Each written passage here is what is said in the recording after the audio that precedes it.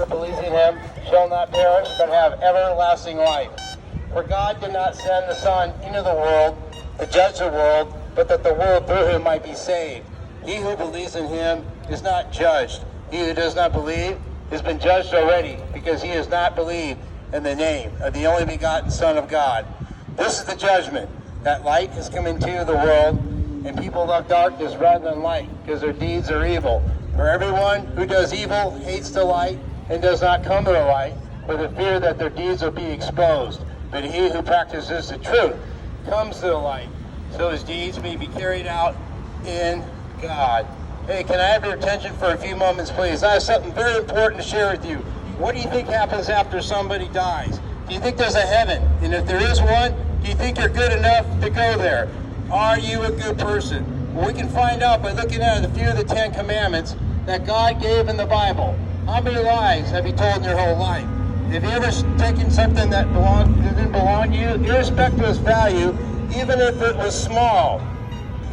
Have you ever used God's name in vain?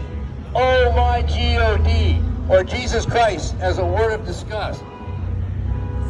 Jesus said, whoever looks at a person to lust for them has committed adultery already with them in their heart.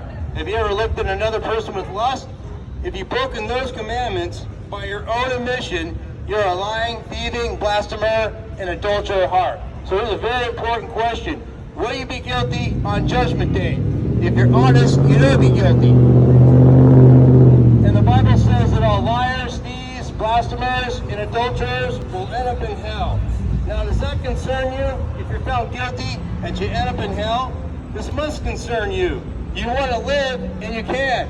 Even though we broke God's law, that is the 10 Commandments, God became a man to pay our fine. Jesus suffered and died on the cross, taking our punishment upon himself. Then he rose from the dead and defeated death. God demonstrated his own love towards us, that while we are still sinners, Christ died for us. For our sake, he made him to be sin who knew no sin, so that in him we might become the righteousness of God.